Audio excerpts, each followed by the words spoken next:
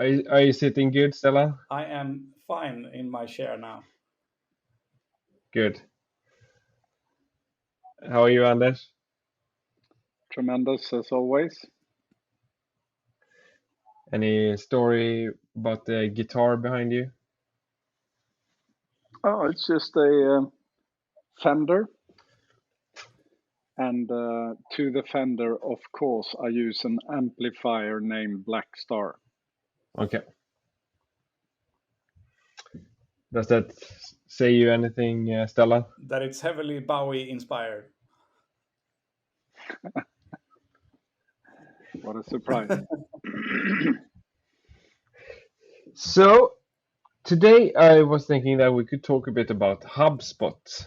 We have talked about CRMs before, but let's go more deeper into what HubSpot is. And as our listeners are most of the listeners are decision makers, so we talk about it on a quite a high level, but and don't go into more like practical details that we could have another episode about.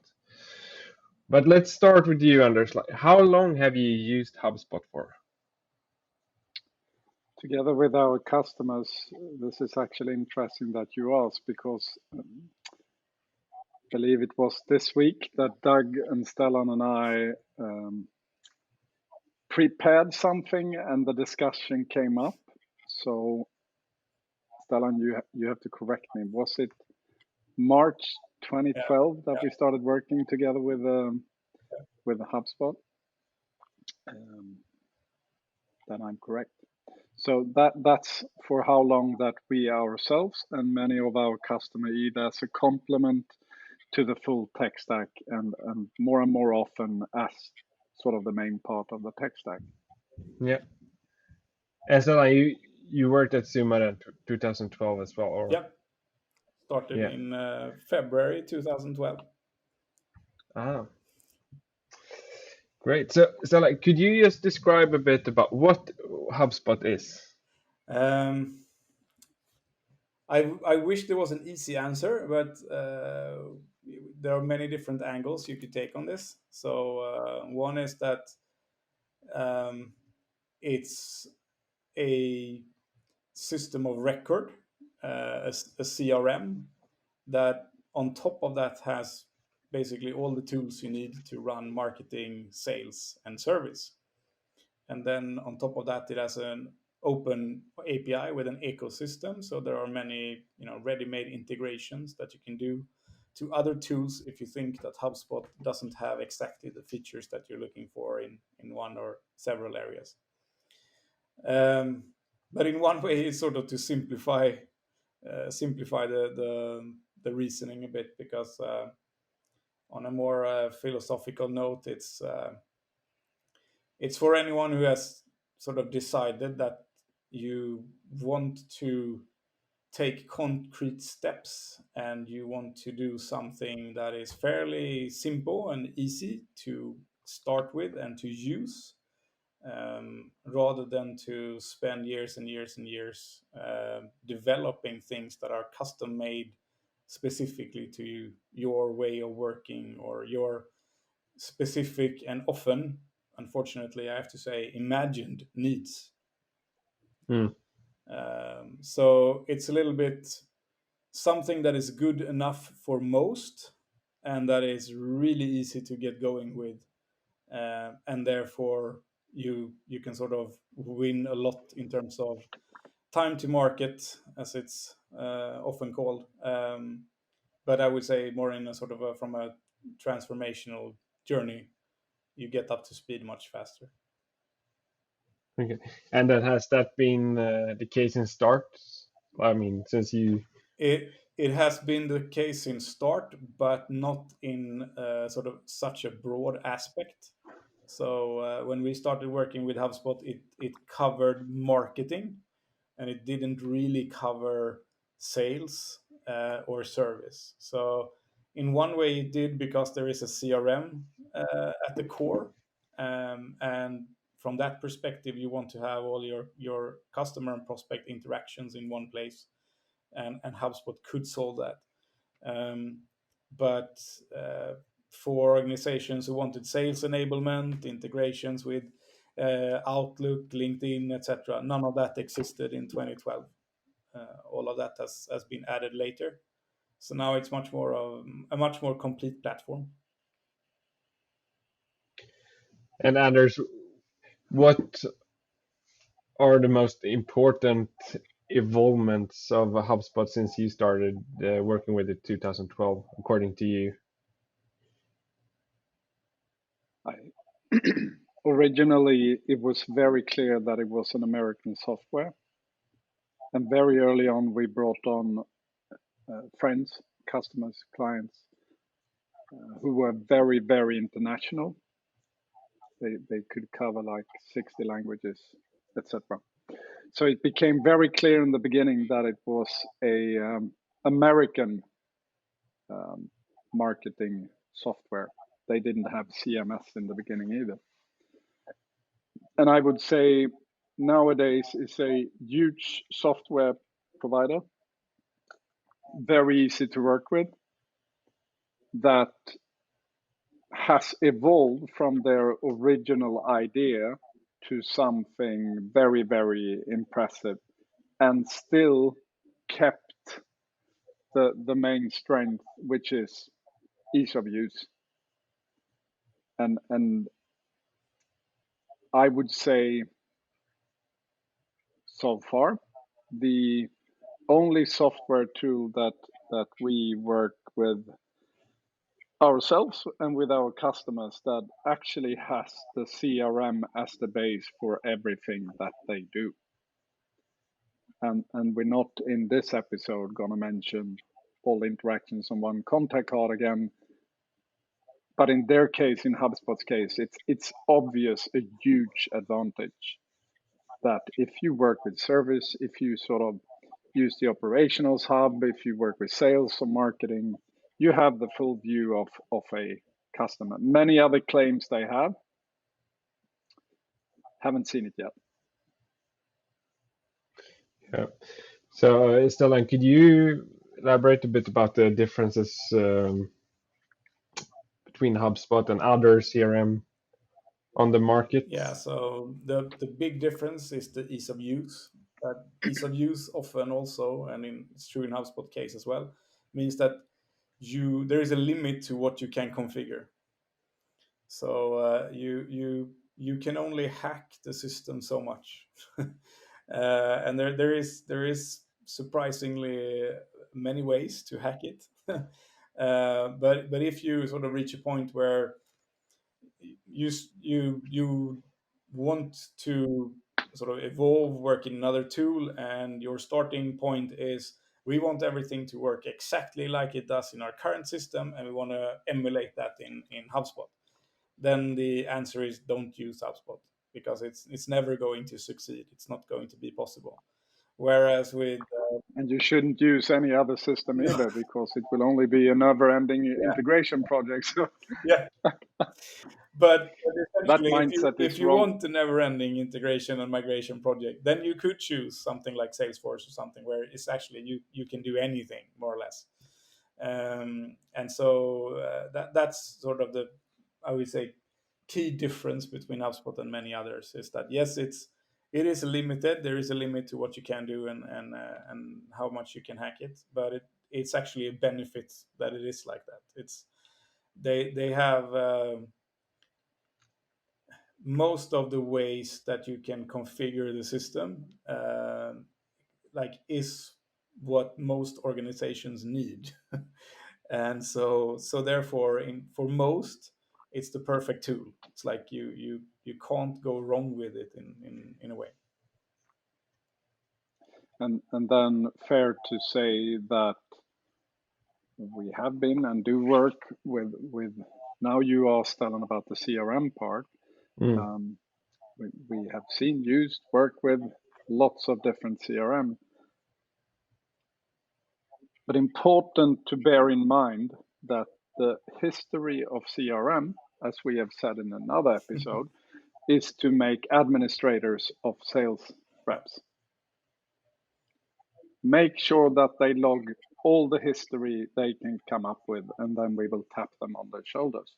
So if you ask specifically about CRM, I believe that if a person is I'm ambitious, and if a person prefers comfort in their career, if we presume that when we're about to get a tool, then we need to think differently than to change the whole nature of someone who has a job. By that I say, I don't believe generally that people who are non-administrators should become administrators. I believe that you should, if you have a good forehand in tennis, that's your main weapon. Don't talk about too much how bad your backhand is. If I can choose between a very relevant salesperson who is good at online and digital interactions, and even if they meet someone physically, and a person who's a good administrator, then I know what to pick. But if I can help the very skilled, relation-driven sales guy or sales lady, the sales rep, then you have to pick a tool where they become more intelligent and more structured and understand why they should look inside a tool instead of sort of picking up their phone and etc. Make fake Excel reports to make it look like they do a hell of a good job. That's not the way I think you would CRM should walk. Then you can have an Excel sheet. Yeah. And about the pricing, Stellan, how is HubSpot on the market there? Is it So it's a premium? freemium model. So basically, you can start for free, and then as you need, you upgrade and add features. And I think it's a smart way of getting people to try the platform, understand what it can do. The drawback is that people might think that since it's so easy, people might start it without having an actual commitment. So yeah, there is one situation is playing around a bit, and another one is once you decide that this is what we should do, then you actually need a real commitment from the organization, and it takes time and effort to move to a new way of working, HubSpot or anything else, and I think that's sometimes unfortunately overlooked, and it's but it's a key aspect, especially with HubSpot, where sort of the actual ramp up of working with the tool is quite short. So it's not that you have like a 6 or 12 months period where you mostly work on specifications and implementations, coding, and so on. But you actually, it's a couple of weeks of configurations, and then the organization is up and running. Pilot is done, and you can roll out in the organization. Very few, Alexander, of the fantastic companies that we know and work with and meet each and every day, large B2B companies are in need of increased complexity and to slow down. Very few, if ever, I have met sort of fantastic traditional B2B company that is in need of increasing their complexity and slowing down because they go on too fast. Yeah. I think that company doesn't exist. So play it easy. Make sure stuff happened on a 3 weeks basis, not on a 3 years not happening basis. I can tell you something. I have a problem to record this episode. Mm-hmm. And here it came again. I will explain it. Last night, usually I listen to a lot of pods and educations and webinars while I answer emails in the evening. And last night I was listening to an American guy who had actually a fantastic presentation about personalization. But something came into my head which made it impossible to email and listen to him at the same time, because he said the whole time. So I had to stop emailing, started to look at him, listening intensively, but I only heard So I decided to listen to it this morning. And then I had a SEO presentation from a webinar with a lot of different participants, very skilled. Most likely they had a lot of nice things to tell, and I only heard again. So I took a decision before this episode. Please, Anders, do whatever you can not to use And the first thing I did in the pod today, you can do a log on this, Doug, was saying So I have a suggestion for us. Everyone knows that we love CSR.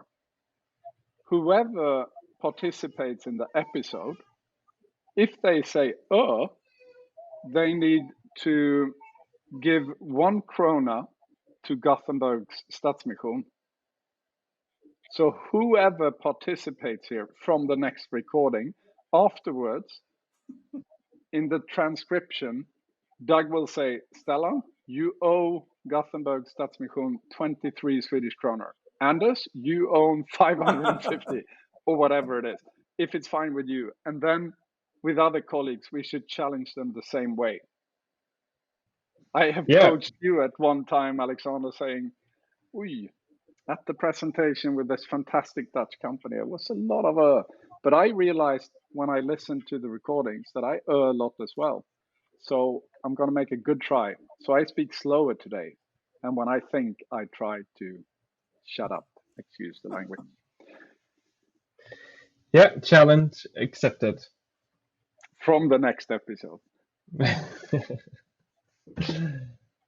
So, Anders, you have worked with implementing shit. Now it's very hard to talk when I have this in my head. I know. But you have worked with implementing HubSpot for many clients and bigger B2B companies since 2012. What's the general comment after an implementation, after a few years of working with HubSpot from the decision maker at these companies? I'm gonna twist that question 180 degrees and instead answer what is the key to be successful implementing it. Start thinking whether you're gonna implement something, whatever you're gonna implement that is involving service, sales, marketing, all the commercial aspects. Bring aboard and support a pilot with sales. They have, if they've been working 10 or 15 or 20 years, they have so much shit to compare with when it comes to the content provided from marketing, the intelligence provided from interactions to get a 360 view of customers, if they know what the customer answered last time in the customer index or whatever, or the NPS. So start by bringing on the commercial part and sales, then everything else be easier. If they feel that they finally get something that contributes to their relations and makes it easier to sort of fulfill their remuneration models, then you get going. So all the marketing managers or support leaders in the world, stop thinking awareness and other things, and in service, stop thinking, oh, they complain a lot. Start focusing from a commercial perspective and thinking, how is it to sit in their chair? That I think is the main learning for us, our customers, and the most important thing to think about when you implement whatever tool, even though you want to talk about HubSpot now, whatever change you're about to do, make sure you do it from a commercial aspect. And then I don't talk about sort of start knocking on doors and trying to be old school person. Then I think about onboard them, make it easier for them, all aspects. That's where it happens in the relation there and on the service side. And then you push marketing to only provide things that for all touch points and interactions in the life cycle, be ready to bring and provide the stuff that they need. Sales. Yep. No other. And I think the aspect of why we're doing it is very, very important. So that often sort of defines the outcome. So if it's a bit confused, the outcome is often confused. But if it's defined and there is a very clear objective, then the objective is met. And Stellan Björnesjö is very, very seldom confused. That's true. So we talked a bit about the pros. Are there any obvious cons, Stellan, that companies should? Yeah, so we talked about some of them before, but if you want to work exactly the way you're currently working and try to emulate that or implement that, that's not going to work. If you have a very sort of you want to launch something globally from the get-go, and you have a very complex situation in terms of responsibilities, global, local, etc., then there is no simple way of doing that within single instance of HubSpot. You would have to have multiple HubSpot accounts on local markets and so on. So that is one aspect to think about. And the third one I would say is pricing is attractive compared to most other systems. But if you always run into sort of over time not managing your licenses. So you might end up with thousands and thousands of contacts, for example, that bring no value. Like you have no interactions, either in marketing, sales, or service. Might just be more or less web spam, people who downloaded something once, left a comment on something once, and then never came back, has not been active, doesn't open any emails, do not subscribe to anything, and so on. They could be left if you don't do like maintenance over time, and that increases your license. You could also buy features that you don't use. So just as you have a clear objective with getting going from the beginning, when you expand to add more features, you have to be very clear about why you're doing it, who's supposed to use it, and so on. Yep, great. Thank you both very much for participating today. Thank you. Thank you, Alexander.